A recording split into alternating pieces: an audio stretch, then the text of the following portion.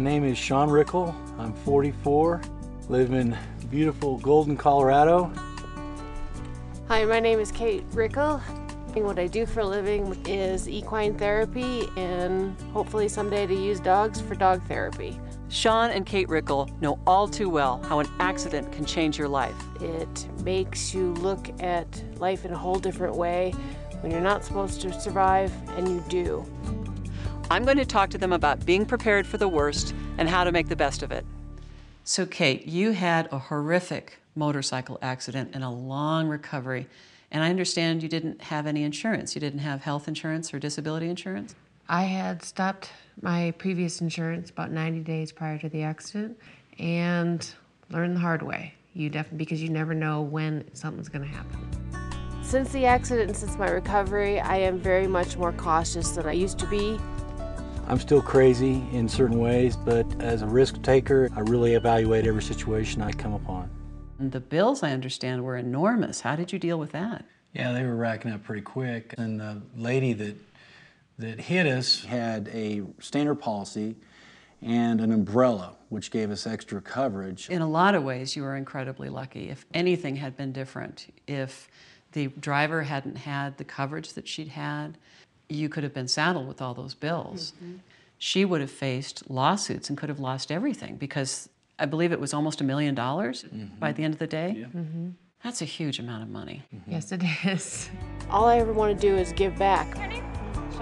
So I think that's why my passion for working with people with disabilities, whether it's home care, whether it's the equine therapy, I live that life, so that's what I want to do. What we'd like to gain is some great advice with the insurance for the equine therapy business, because it seemed to be a big hurdle. So now you've got a business and you want to make sure you've got the right insurance? Yes. Mm-hmm. Have you talked to anybody about what you're going to need?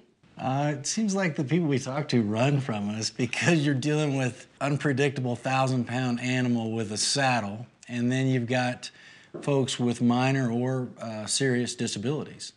Well, I think if you look for other people who are doing what you do and talk to them, that's the best place to get started. Yes, definitely. Do you know the different kinds of insurance that you might need? I don't. No. Okay.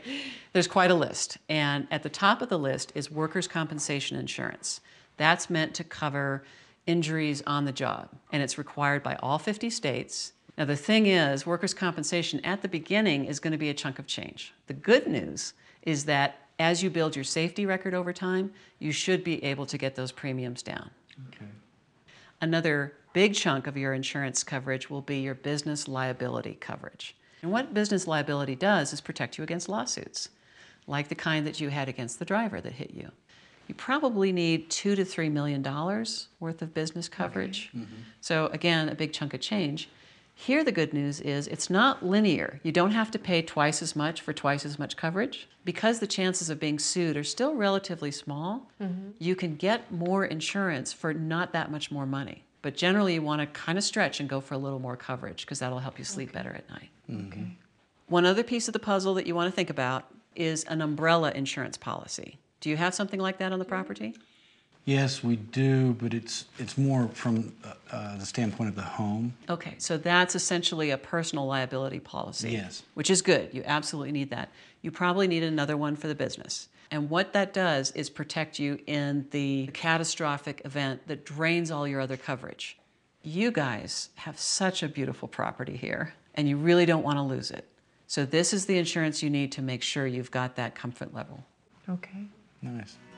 From talking with Liz today, we found out we have a ton of different options with insurance products and policies that might fit right into our equestrian therapy business, and we're real excited about it.